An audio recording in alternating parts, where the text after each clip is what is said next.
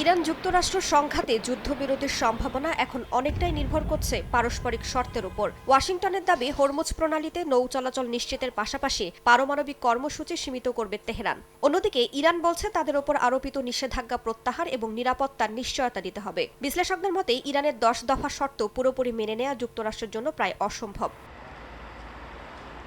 বিশেষ করে মধ্যপ্রাচ্য থেকে মার্কিন সেনা সরিয়ে নেওয়ার প্রস্তাবকে অত্যন্ত অস্বস্তিকর হিসেবে দেখছে ওয়াশিংটন, কারণ এটি শুধু সামরিক উপস্থিতি কমানো নয়, বরং কয়েক দশকের ভূ রাজনৈতিক প্রভাব হারানোর ঝুঁকি তৈরি করবে। একইভাবে ইরানকে ক্ষতিপূরণ দেওয়ার প্রস্তাবও বাস্তবসম্মত নয় বলে মনে করছেন বিশ্লেষকরা। তবে আংশিক নিষেধাজ্ঞা শিথিল বা ধাপে ধাপে সমঝোতার মতো বিষয়গুলো আলোচনার ক্ষেত্র তৈরি করতে পারে।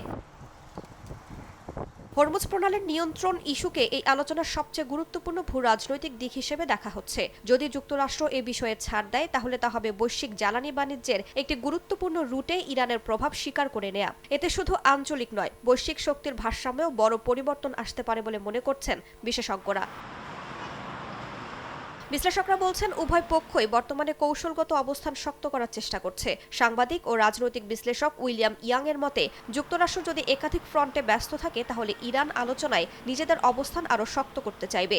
অন্যদিকে ডেভিড বেকার সহ একাধিক বিশ্লেষক বলছেন উভয় পক্ষই বর্তমানে কঠোর অবস্থানে রয়েছে, যা আলোচনাকে জটিল করে তুলছে।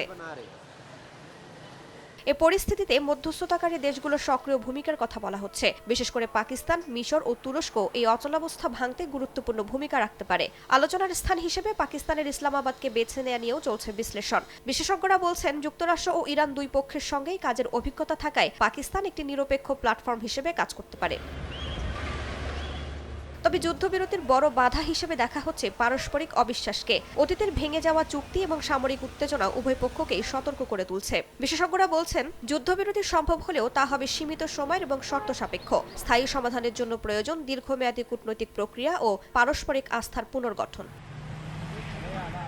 রাইসা জান্নাত, সময় সংবাদ।